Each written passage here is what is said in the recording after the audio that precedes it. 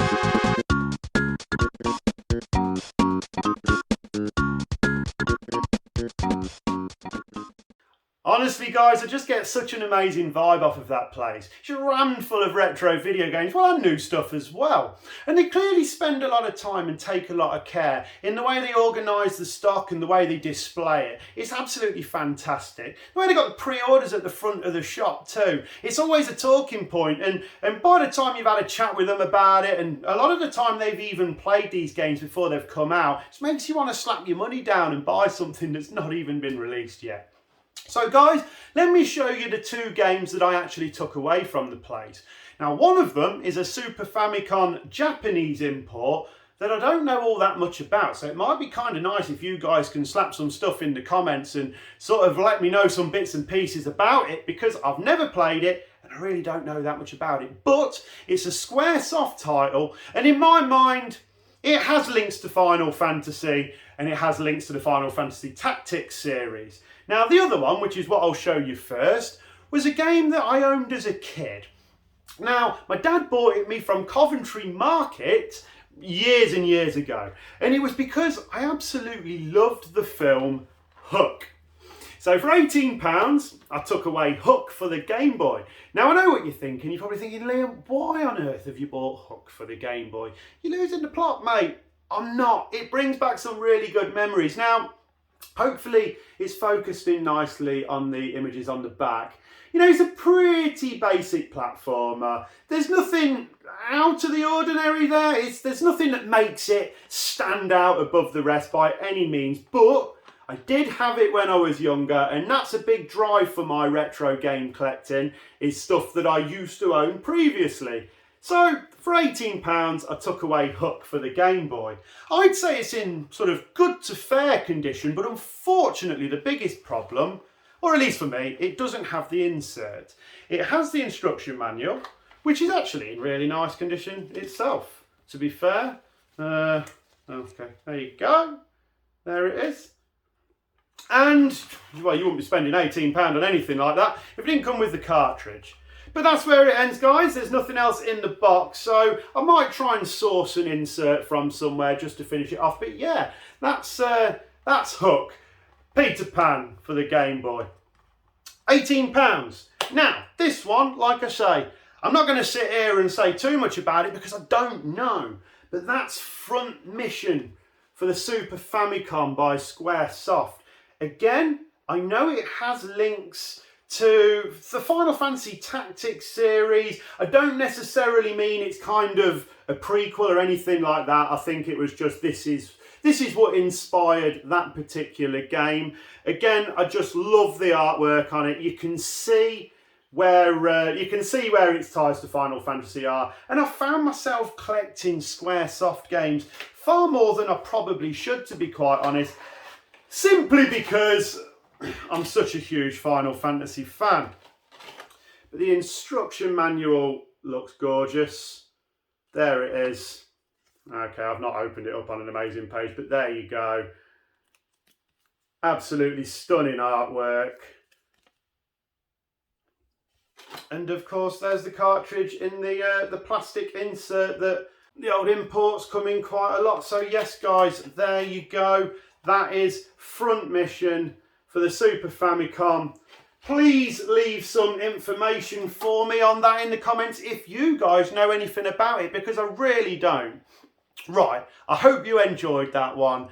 That is definitely one of my favourite retro video game shops in the country. If you can get to Derby, if it's possible for you to get to Derby, I highly suggest you nip into the Mobile Games Exchange. There's Retro World up the road too, so honestly, you're going to have a good morning or afternoon, whatever, rummaging around retro video game shops if you can get yourself to Derby. Guys, I hope you enjoyed it. If you did, please subscribe to the channel, whack a like in if you thought the video was cool. And I'll see you again next time for another retro video game shop tour. I wonder where we'll be going then. Take care, guys. See you soon.